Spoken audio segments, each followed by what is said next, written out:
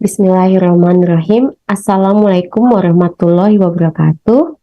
Terima kasih kami sampaikan kepada moderator yang telah mempersilahkan kami untuk melanjutkan sesi terkait pengetahuan produk dan juga bahan. Sebelumnya kami haturkan yang terhormat kepada Bapak Kepala Badan Penyelenggara Jaminan Produk Halal, Bapak Muhammad Akil Irham. Kemudian yang terhormat Bapak Kepala Pusat Pembinaan dan Pengawasan Jaminan Produk Halal, Bapak Zikro, para satuan tugas layanan jaminan produk halal di seluruh Indonesia yang mengikuti secara daring, dan kemudian para pimpinan dari lembaga pendampingan proses produk halal, serta yang kami hormati Bapak Ibu penyuluh halal di lingkungan seluruh Kementerian Agama di seluruh Indonesia. Pada kesempatan ini kami akan menyampaikan pengetahuan terkait produk dan juga bahan yang mana mengacu kepada ketentuan dalam Undang-Undang Nomor 11 Tahun 2020 tentang Cipta Kerja dan kemudian regulasi turunannya dalam Peraturan Pemerintah Nomor 39 Tahun 2021 dan Peraturan Menteri Agama Nomor 20 Tahun 2021 tentang sertifikasi halal bagi pelaku usaha mikro dan kecil.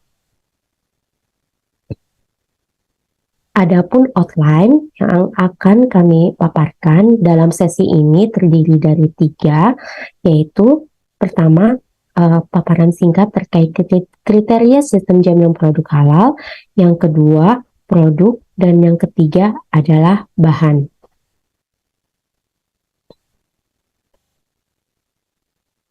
Dalam kewajiban bersertifikat halal untuk pelaku usaha mikro kecil yang berdasarkan pernyataan pelaku usaha secara ketentuan regulasi jaminan produk halal harus berdasarkan standar halal yang ditetapkan oleh BPJPH. Sesuai dengan amanat tersebut, BPJPH telah menetapkan melalui keputusan Kepala BPJPH Nomor 57 Tahun 2022 tentang Manual Sistem Jaminan Produk Halal, di mana dalam Manual Sistem Jaminan Produk Halal itu disusun terkait kriteria yang perlu diterapkan oleh pelaku usaha dalam kegiatan sertifikasi halal untuk menjaga kesinambungan proses produk halal. Sehingga sistem jaminan produk halal ini adalah bagian paling penting yang perlu dipahami oleh pelaku usaha dan juga para pendamping proses produk halal yang akan melakukan pendampingan dan melakukan verifikasi validasi terhadap apa yang telah dinyatakan oleh pelaku usaha secara digital melalui sistem informasi halal.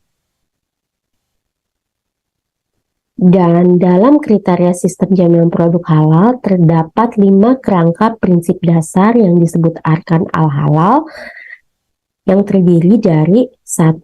Komitmen dan tanggung jawab, 2. Bahan, 3. Proses produk halal, 4. Produk, 5. Pemantauan dan evaluasi. 5 kerangka prinsip dasar ini saling berhubungan dan bagian yang paling penting dari proses produk halal adalah poin terkait bahan, proses produk halal, dan juga produk. Namun dalam sesi ini kami akan menyampaikan pengetahuan terkait bahan dan juga produk. Pada saat pelaku usaha mikro dan kecil akan mengajukan sertifikasi halalnya, tentu saja ini akan terkait dengan bentuk produk yang akan diajukan. Produk ini akan diajukan dan ditetapkan sebagai produk halal, yang mana produk halal ini secara definisi adalah produk yang telah dinyatakan halal sesuai dengan syariat Islam. Untuk kriteria bagaimana produk itu dinyatakan halal sesuai dengan syariat Islam, ada berbagai parameter. Yang pertama, nama produk. Yang kedua, bentuk produk. Yang ketiga, pengemasan produk. Untuk nama produk, sebagaimana yang telah disampaikan pada sesi sebelumnya, dapat diidentifikasi nama-nama produk yang tidak dapat digunakan pada produk yang akan diajukan sertifikasi halal. Contohnya adalah jika nama produk menggunakan nama minuman beralkohol, di sini kami berikan contoh root beer atau es rasa rum, maka dapat direkomendasikan untuk tidak diajukan sertifikasi halalnya dan bisa diminta kepada pelaku usaha mengganti nama produk tersebut. Selain itu juga tidak menggunakan nama babi dan anjing serta turunannya, sebagai contoh beef bacon dan hotdog. Untuk hotdog ini bisa juga diganti sebagai rekomendasi kepada pelaku usaha diganti menjadi hotdog. Selain itu juga jika nama produk bertentangan dengan akidah Islam, mengarah pada hal yang menimbulkan kekufuran atau kemaksiatan, atau menggunakan kata yang berkonotasi erotis, vulgar, atau porno. Ini contohnya jika menggunakan nama produk berupa mie setan, atau di sini kami berikan contoh juga keripik janda genit yang memiliki konotasi negatif. Nah, untuk nama produk ini terdapat ketentuan yang telah ditetapkan oleh Fatwa Komisi Halal Majelis Ulama Indonesia. Bagi nama produk yang telah dikenal luas dan tidak mengandung bahan haram masih dapat digunakan. Contohnya adalah nama produk bir peletok, bakso, bakmi, bakpia, dan bakpao. Itu bisa diajukan. Selanjutnya adalah yang perlu diperhatikan pada saat pengajuan sertifikasi halal adalah bentuk produknya. Bapak Ibu sebagai calon pendamping proses produk halal harus mengidentifikasi apakah bentuk produk yang diajukannya itu telah sesuai dengan syariat Islam. Indikatornya untuk bentuk produk adalah tidak menggunakan bentuk babi atau anjing. Ini memang lebih mudah ditemui untuk produk kue kering yang biasanya menggunakan bentuk karakter dari hewan. Selanjutnya juga tidak menggunakan bentuk produk ataupun bentuk kemasan atau label yang menggambarkan sifat erotis, vulgar, ataupun porno. Jadi, mohon dapat diidentifikasi selain nama produk juga bentuk produknya. Dan yang terakhir adalah diidentifikasi pengemasan produknya, di mana untuk pengemasan produk wajib menggunakan bahan yang terbuat dari bahan yang halal, atau menggunakan desain kemasan, logo, nama, dan gambar yang tidak menyesatkan dan atau tidak melanggar syariat Islam.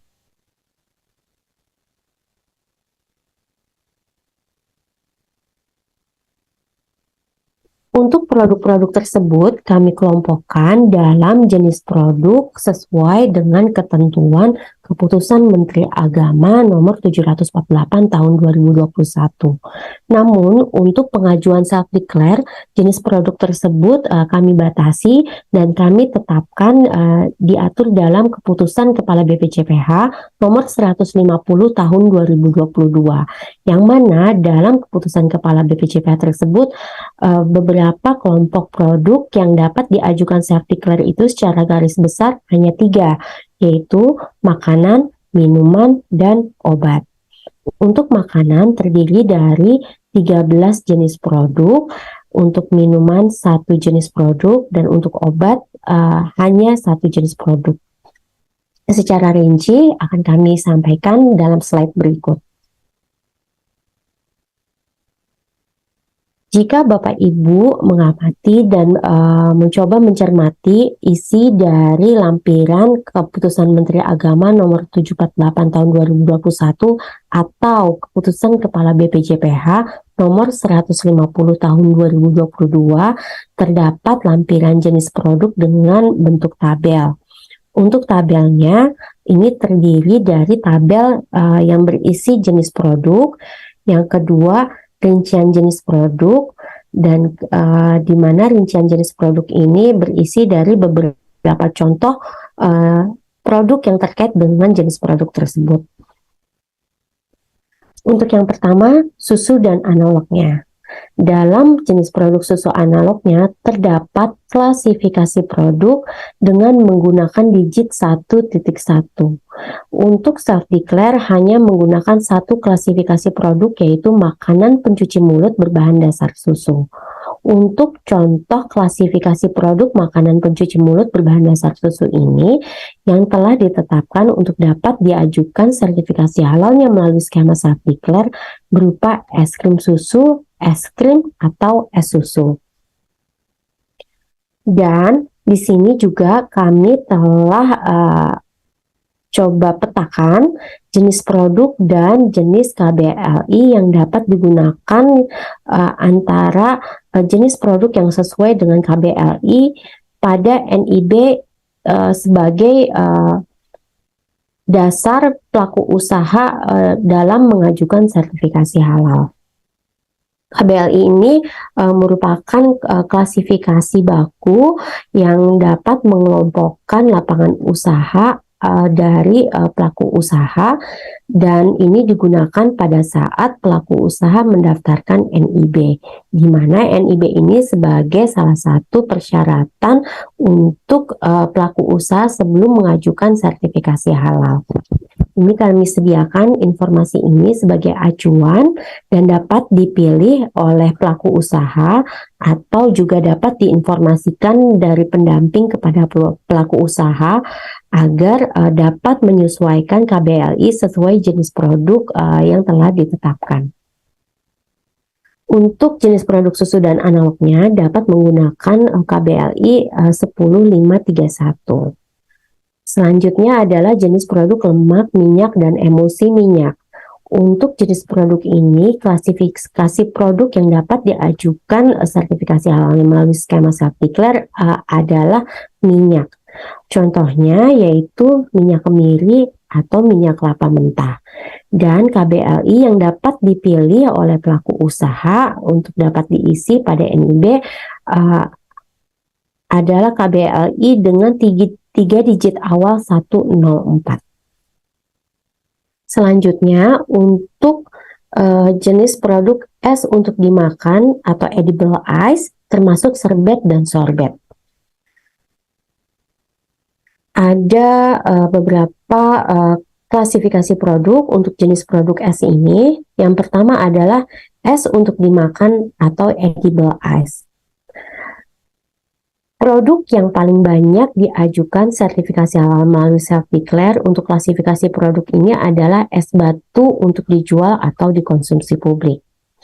Namun, untuk produk ini, Bapak Ibu perlu memastikan bahwa es batu yang dijual untuk publik itu memang aman untuk dikonsumsi publik. Jadi tolong diperhatikan bagaimana pelaku usaha melakukan proses membuat es batu tersebut. Karena jika Bapak Ibu menemukan proses seperti ini, saya berikan contoh, air dari keran dimasukkan dalam kemasan plastik, kemudian diikat oleh karet gelang, setelah itu dimasukkan ke dalam kulkas untuk didinginkan hingga menjadi beku. Dari proses produksi halal tersebut dapat diketahui bahwa air yang digunakan adalah air yang dalam kondisi mentah. Ini berarti bahwa es batu yang diproduksi oleh pelaku usaha tersebut tidak siap atau tidak aman untuk dikonsumsi. Oleh karena itu, maka es batu dengan jenis demikian tidak dapat diajukan sertifikasi halalnya. Jadi es batu di sini yang dapat diajukan sertifikasi halalnya bagi es batu yang memang aman untuk dikonsumsi oleh publik. Kemudian contoh lain untuk es untuk dimakan yang paling banyak diajukan sertifikasi halalnya adalah es buah, es berperisa, atau es rasa susu. Untuk KBLI yang dapat dipilih oleh pelaku usaha adalah KBLI dengan 3 digit awal 105.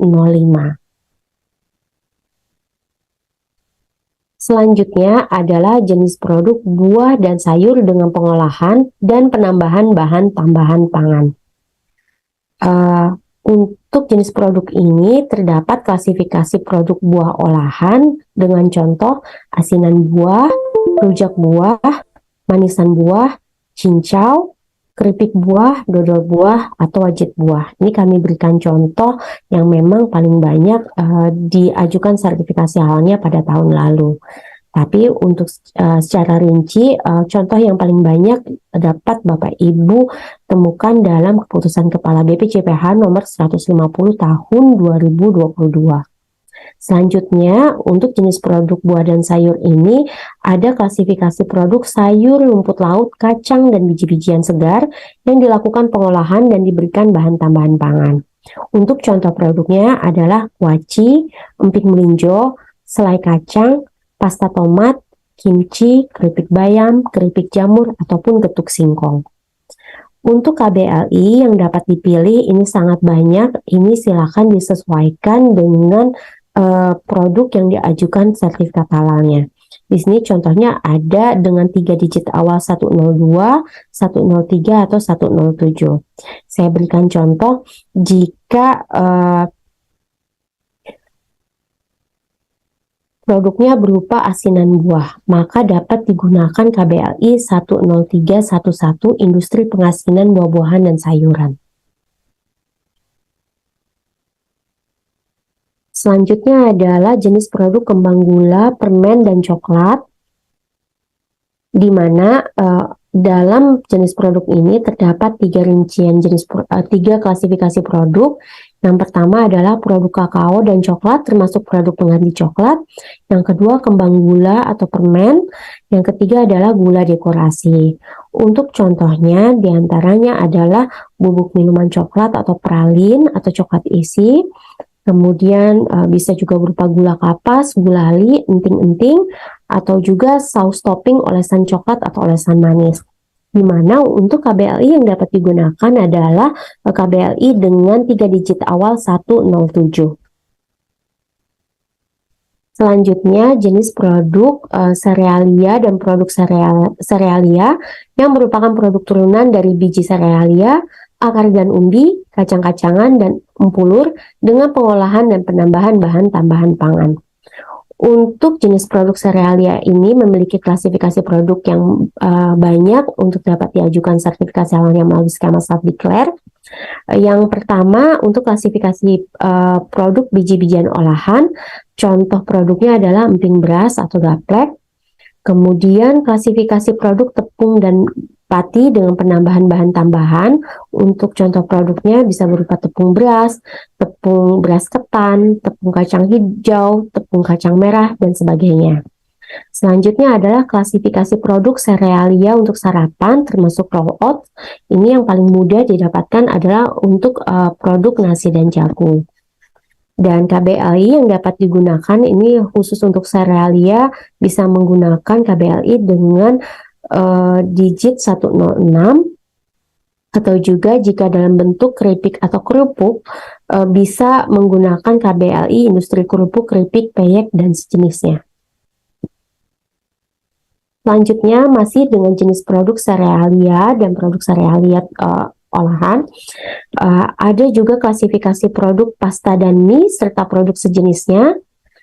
Ini contoh produknya adalah mie basah atau kulit pangsit, kemudian produk mie sayur ataupun kerupuk dalam kondisi mentah.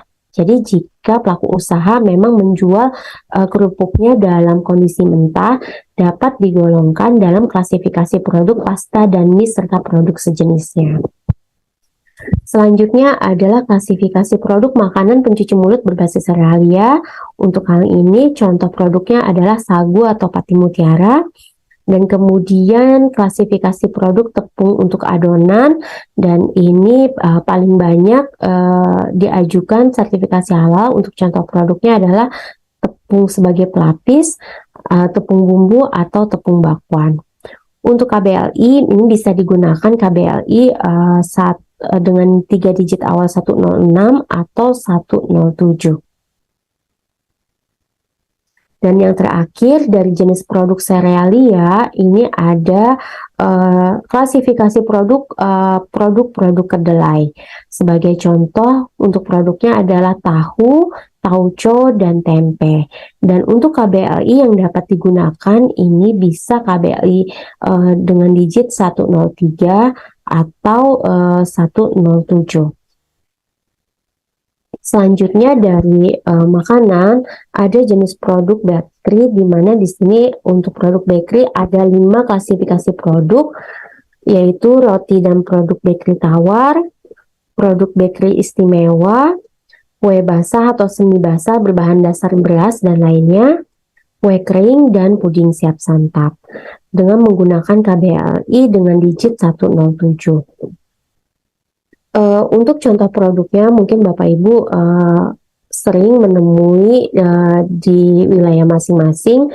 Contohnya untuk klasifikasi produk pertama ini adalah produk roti tawar. Kemudian untuk klasifikasi produk kedua, contoh produknya adalah roti dengan isian, yaitu roti isi stroberi, roti isi coklat, roti isi susu, dan sebagainya. Untuk klasifikasi kue basah ini kebanyakan adalah kue-kue tradisional, contohnya bisa berupa candil, bisa berupa juga getuk, dan sebagainya. Selanjutnya untuk produk bakery adalah kue kering. Untuk contoh kue kering adalah nastar, kastengel, atau kue lebaran lainnya, atau kue hari raya lainnya. Dan yang terakhir adalah puding siap santap. Ini berbagai macam puding, ini bisa diajukan sertifikasi halalnya dalam klasifikasi produk puding siap santap. Untuk selanjutnya adalah jenis produk ikan dan produk perikanan, di mana untuk jenis produk ikan ini terdiri dari beberapa klasifikasi produk. Yang pertama adalah klasifikasi produk moluska, krustase, dan echinodermata yang telah mengalami pengolahan. Untuk contoh produknya adalah kerupuk ikan, sambal goreng ikan, pempek ikan, terasi ikan, abon ikan, dan siomay ikan. Selanjutnya adalah untuk klasifikasi produk ikan dan produk perikanan. Contohnya di sini adalah otak-otak ikan. Dan untuk KBLI bisa menggunakan KBLI dengan 3 digit awal 102.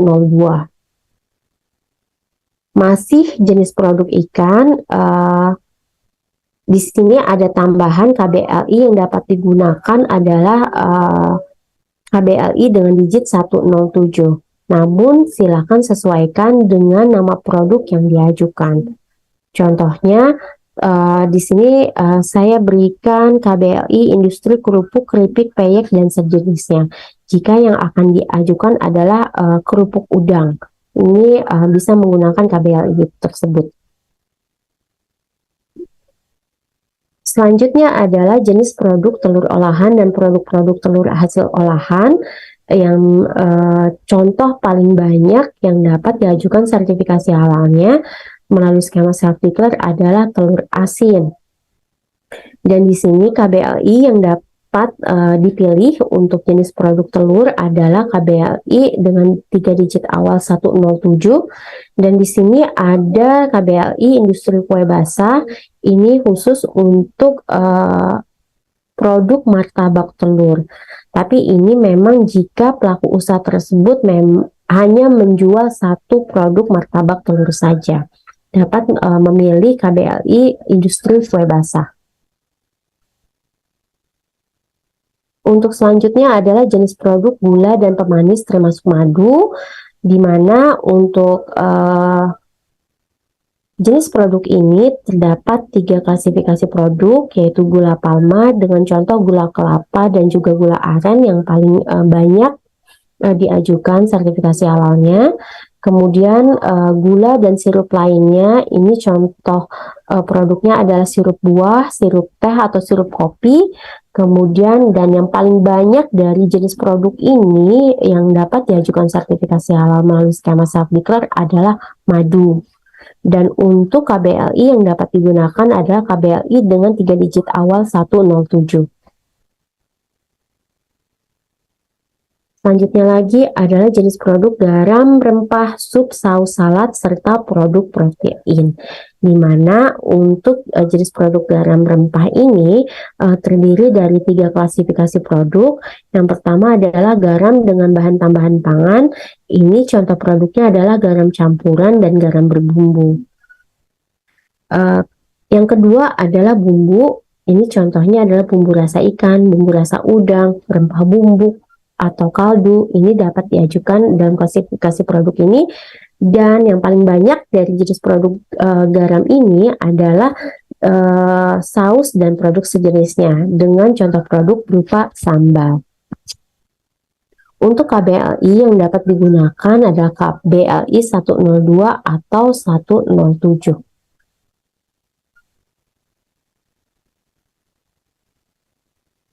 Jenis produk lainnya adalah makanan ringan siap santap, di mana untuk makanan ringan siap santap ini adalah jenis produk yang paling banyak diajukan sertifikasi halalnya melalui skema self-declare, karena memang sederhana prosesnya dan juga menggunakan bahan-bahan yang sederhana. Ini terdiri dari 3 klasifikasi produk. Yang pertama adalah makanan olahan berbahan dasar kentang, umbi, serealia, tepung atau pati. Ini contohnya adalah kerupuk beras, rengginang, atau rempeyek. Untuk klasifikasi produk kedua yaitu olahan kacang, termasuk kacang terlapisi dan campuran kacang. Contoh produknya adalah kacang goreng, kacang telur, kacang goyang, atau jipang. Dan yang terakhir adalah klasifikasi produk makanan ringan berbasis ikan, di mana contoh produknya adalah rempeyek ikan. Untuk KBLI yang dapat digunakan adalah KBLI dengan 3 digit awal 107. Dan yang terakhir dari kelompok makanan yaitu jenis produk pangan siap saji. Untuk kesempatan kali ini kami sampaikan dan untuk diperhatikan Bapak Ibu sebagai pendamping PPH, pangan siap saji di sini adalah pangan siap saji yang terdiri dari campuran produk pangan dalam kondisi terkemas dan apabila dilakukan pemanasan hanya untuk tujuan menghangatkan. Ini yang perlu diperhatikan oleh Bapak Ibu ketika memilih jenis produk pangan siap saji. Apakah memang kondisi pangan dalam terkemas itu perlu dihangatkan sebelum dimakan, atau pangan siap saji itu langsung bisa dimakan oleh customer.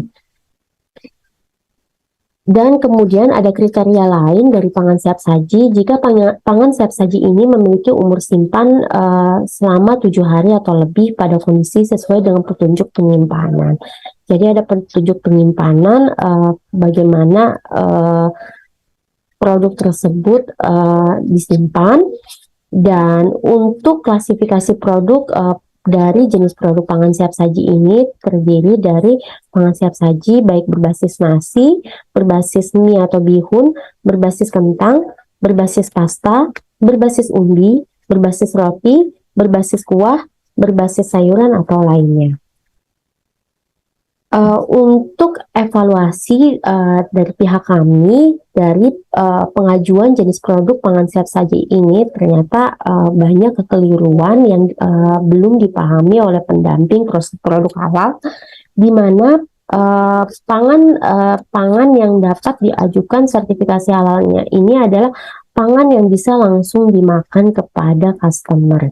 Dan pangan ini yang kami lihat juga disediakan dalam bentuk kedai ataupun bentuk warung makan dan sejenisnya, yang mana semestinya untuk pengajuan produk berupa kedai atau warung makan itu memiliki jenis produk tersendiri, yaitu jenis produk penyediaan makanan minuman dengan pengolahan. Tapi kasus yang kami temui banyak dari pelaku usaha yang pada akhirnya memecah-mecah pengajuan sertifikasi halalnya sebagaimana jenis produk yang ada di dalam self-declare. Contohnya kami berikan dalam satu kedai terdapat produk berbasis nasi, misalnya nasi goreng, tapi dia juga menyediakan teh tawar dan teh manis.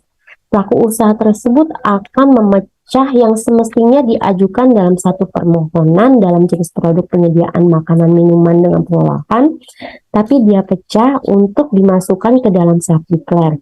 Yang pertama adalah dalam bentuk pangan siap saji berbasis nasi. Yang kedua adalah diajukan dalam bentuk jenis produk minuman. Tentu saja ini tidak dapat diperkenankan ya Bapak Ibu. Oleh karena itu mohon dipahami dengan baik definisi dari pangan siap saji ini. Untuk pangan siap saji KBLI yang dapat digunakan adalah KBLI 10750 atau industri makanan dan masakan olahan.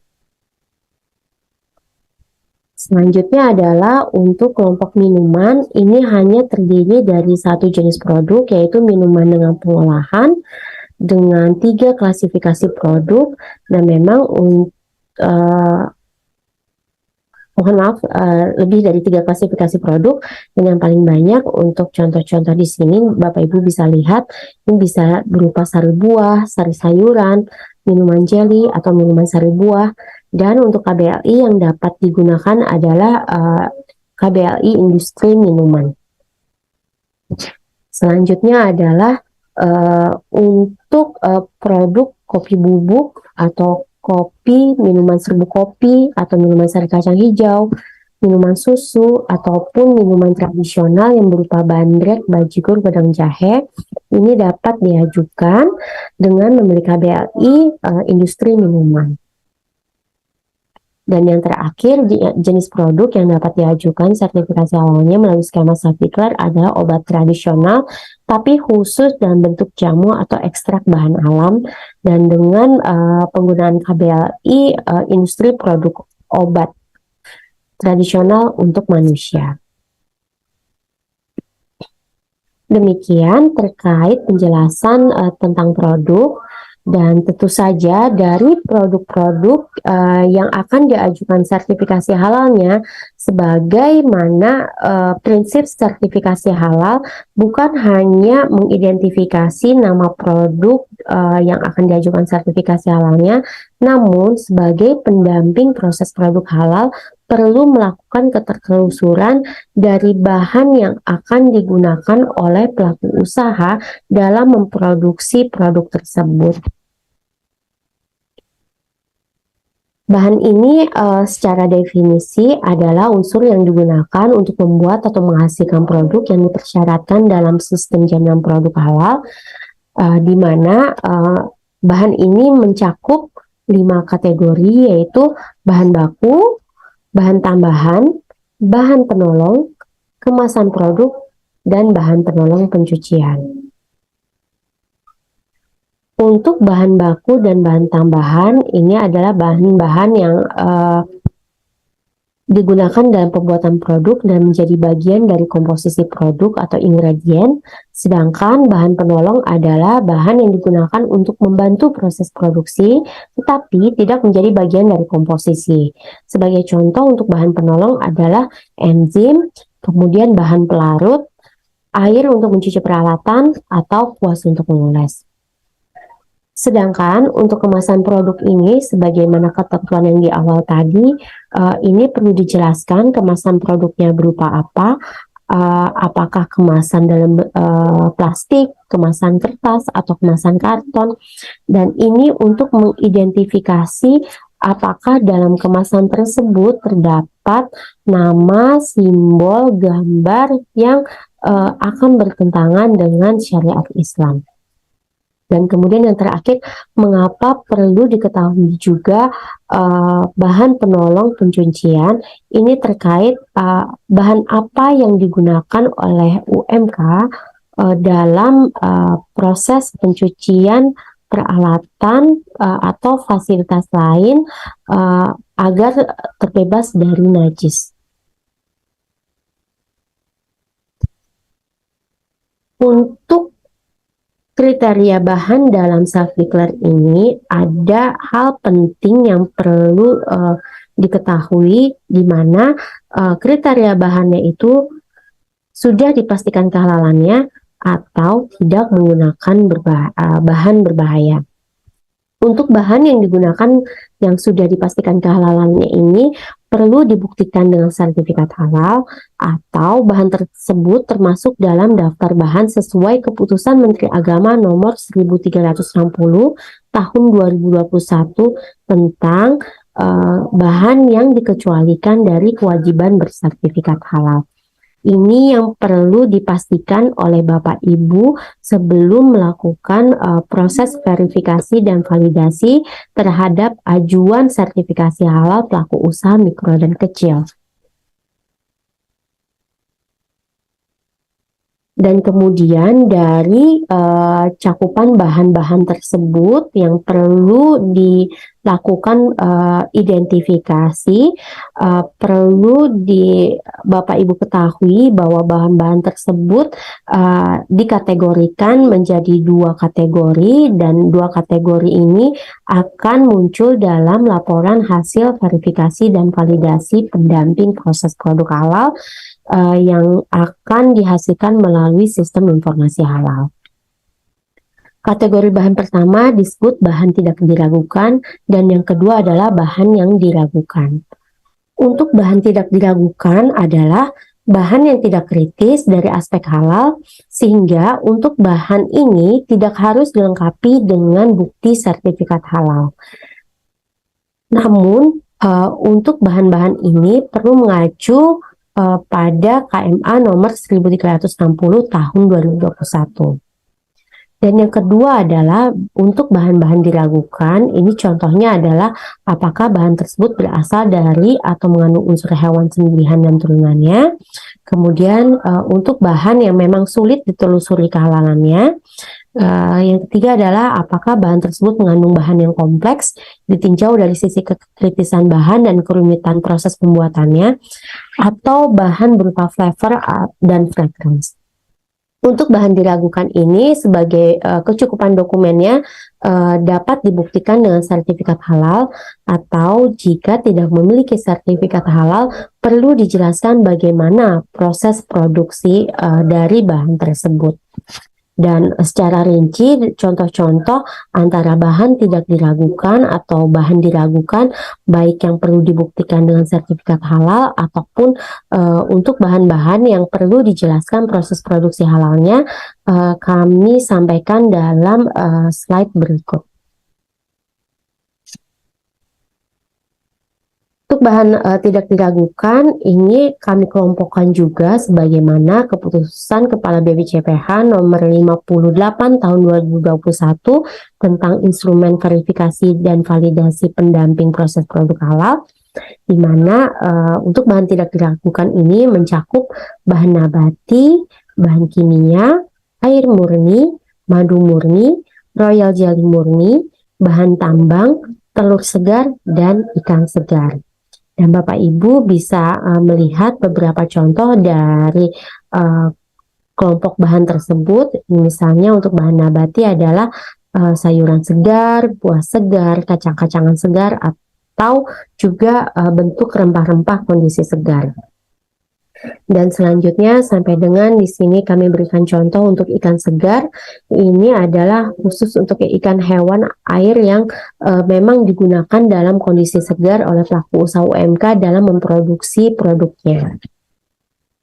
Untuk bahan-bahan tidak diragukan ini, saat ini kami sediakan datanya melalui Si Halal, sehingga untuk memudahkan baik pelaku usaha maupun Bapak Ibu sebagai pendamping PPH bisa mencari bahan tersebut dengan menekan tombol cari bahan tidak bersertifikat, kemudian tuliskan bahan yang digunakan. Contoh untuk sayuran segar perlu ditulis secara spesifik, misalnya bayam. Nanti akan secara otomatis dalam sistem Si Halal akan mengidentifikasi bahwa bayam tersebut merupakan bahan tidak diragukan dengan kelompok produk bahan nabati. Selanjutnya adalah bahan diragukan yang perlu dibuktikan dengan sertifikat halalnya. Ini adalah bahan-bahan yang memang mengalami pengolahan sehingga terdapat kritis baik dalam bahan maupun pada proses produksi halalnya. Untuk bahan-bahan ini Bapak Ibu dapat temukan digunakan untuk memberikan kemudahan sertifikat halalnya pada menu cari bahan bersertifikat pada si halal. Dan selanjutnya adalah untuk kategori bahan diragukan yang jika bahan-bahan tersebut belum memiliki sertifikat halal, tapi bisa diakui dengan penjelasan proses produksinya. Pada umumnya bentuk bahan ini termasuk dalam Keputusan Menteri Agama nomor 1360 tahun 2021. Namun karena pada bahan tersebut terdapat proses pengolahan, maka perlu dijelaskan bagaimana proses produksinya. Ini sebagai contoh, ini yang dapat menjadi acuan Bapak Ibu dalam menuliskan proses produksi halalnya. Ini contoh pertama adalah tepung beras. Jika tepung beras yang digunakan pada produk kue beras misalnya, digunakan tepung beras secara homemade, dia membuat sendiri. Itu sudah barang tentu tepung beras tersebut tidak ada sertifikasi halalnya. Tapi pelaku usaha perlu menjelaskan bagaimana proses membuat tepung beras tersebut. Di sini kami berikan contoh untuk tepung beras adalah proses produksinya, yaitu bahan nabati atau beras diproses secara fisik tanpa adanya penambahan bahan tambahan pangan. Selanjutnya yang paling banyak bahan yang digunakan dan belum bersertifikat halal adalah berupa tahu, tempe, tape, ataupun oncom. Jika untuk produk tersebut telah bersertifikat halal, itu akan lebih baik. Namun jika belum bersertifikat halal, perlu dijelaskan bagaimana proses produksinya. Ini proses produksi, kami berikan contoh untuk tahu adalah bahan nabati, atau bisa dibuat lebih spesifik, bahan nabati berupa kedelai, diproses secara fermentasi tanpa adanya penambahan bahan tambahan pangan. Namun untuk produk-produk ini karena berbentuk produk pengolahan dengan fermentasi, maka digunakan bahan lain berupa ragi. Perlu dipastikan ragi yang digunakan itu telah bersertifikat halal. Contoh produk lainnya yang dapat dijelaskan melalui proses produk halal namun termasuk kategori bahan diragukan adalah susu segar atau susu pasteurisasi murni, dadih, ikan kering atau ikan beku, terasi, etanol, kemasan plastik, kemasan kertas atau kemasan aluminium foil. Dan di sini kami berikan contoh bagaimana Bapak Ibu bisa menuliskan proses produksi halalnya.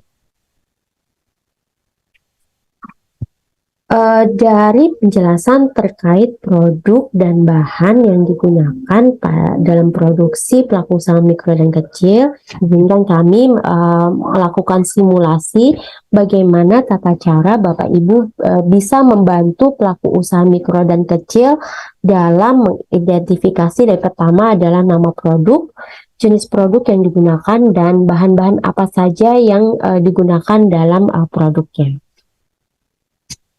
Jadi ini adalah 3 tahapan awal untuk mengidentifikasi produk.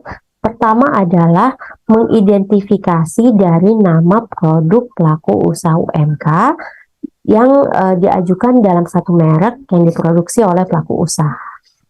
Untuk tips dalam penentuan nama produk ini, Bapak Ibu dapat menggali informasi dari pelaku usaha UMK, apakah ada media promosi penjualan dari produk. Dan jika misalnya produknya yang sekarang banyak dijual secara online, Bapak Ibu juga dapat mengidentifikasi dari laman online penjualan produk tersebut.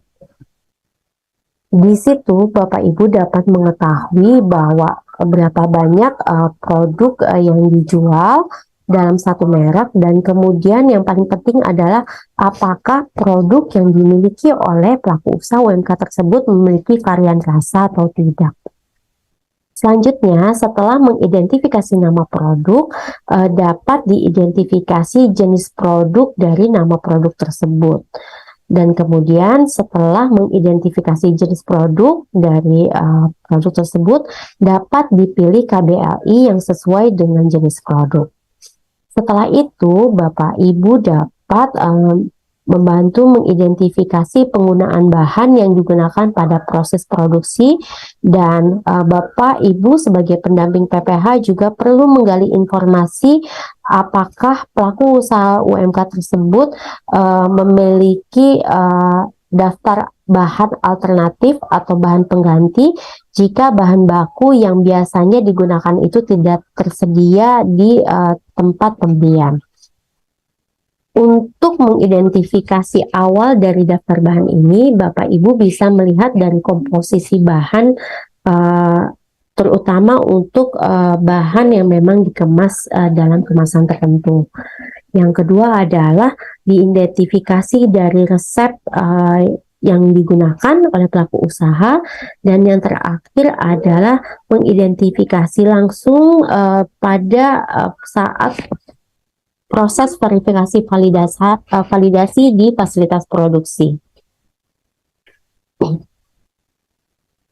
Saya berikan contoh realnya dari bagaimana mengidentifikasi produk. Di sini saya menemui satu pelaku usaha UMK yang jika saya tanyakan pelaku usaha UMK tersebut menjual produknya adalah kentang Mustafa. Dia hanya menerangkan saya menjual kentang Mustafa. Nah, kemudian perlu kita gali kembali apakah ada media promosi penjualannya, dan ataupun jika dijual secara online boleh diminta link dari penjualan produk tersebut. Ternyata dari media promosi penjualan produknya diketahui bahwa ada beberapa informasi tambahan. Ini contohnya. Dalam promosi penjualan kentang Mustafa tersebut diketahui bahwa kentang Mustafa tersebut dibumbui dengan bumbu balado pedas manis segar dengan level kepedasan yang berbeda. Tersedia juga teri kacang original atau pedas. Di sini kita mendapatkan informasi bahwa pelaku usaha UMK tersebut tidak hanya menjual kentang Mustafa, tapi juga menjual produk lain berupa teri kacang. Dan kemudian ternyata kentang Mustafa dan teri kacangnya tersebut terdapat berbagai varian rasa. Dan ini bisa dapat kita buktikan ketika pelaku usaha tersebut menjual dalam laman online. Ternyata memang benar. Dalam produk yang disajikan di sini ada berbagai varian rasa, yaitu ada pedas manis, tidak pedas, dan juga pedas. Dari informasi ini, maka Bapak Ibu pendamping PPH dapat mengidentifikasi bahwa nama produknya dari pelaku usaha UMK tersebut adalah kentang Mustafa tidak pedas, kentang Mustafa pedas manis, kentang Mustafa pedas. Ini perlu dituliskan secara detail, tidak hanya nama produknya, tapi juga varian rasanya. Selain itu juga perlu dilengkapi dengan merek dagang dari produk tersebut. Dari kemasan produk kita ketahui bahwa merek dagang yang digunakan adalah Jukri. Jadi dituliskan dalam daftar nama produk pada saat pengajuan istiah halal perlu dilengkapi dengan format pengisian nama produk sebagai berikut. Demikian juga untuk teri kacang. Berkaitan dengan hal itu, maka kita dapat mengetahui bahwa terdapat 6 nama produk dalam daftar nama produk. Dan kita dapat mengetahui dari nama produk tersebut, jenis produknya adalah makanan ringan siap santap. Kemudian KBLI yang digunakan adalah KBLI industri pengolahan dan pengawetan lainnya, dan buah-buahan dan sayuran bukan kacang-kacangan. Dan ternyata dalam kemasan kita bisa melihat komposisi bahan yang digunakan adalah kentang, cabai, bawang putih, gula, garam, dan kaldu. Ini dapat menjadi acuan awal kita daftar bahan yang perlu dituliskan di istiah halal. Oh ya, selanjutnya dari nama produk ini, maka kita perlu menginformasikan kepada pelaku usaha untuk melengkapi foto masing produknya sesuai dengan kemasan per varian rasa. Dan yang terakhir, kita perlu mengidentifikasi bahan-bahannya dengan informasi awalan dari komposisi bahan pada kemasan, tapi kita perlu identifikasi secara mendetail. Untuk jenis bahan, pada pengisian gizi halal ini terdapat 3 kategori, yaitu jenis bahan berupa bahan, di sini bisa berupa bahan baku dan bahan tambahan, kemudian cleaning agent dan kemasan. Ini dituliskan secara terpisah. Dan kemudian daftar bahan ini harus dituliskan secara rinci hingga bahan penggantinya. Ini saya memberikan contoh, ada di sini ada 2 garam dengan merek yang berbeda. Ini mengindikasikan bahwa pelaku usaha UMK itu memiliki bahan pengganti jika garam merek A itu tidak ada di pasaran, dia mengganti menjadi garam merek B.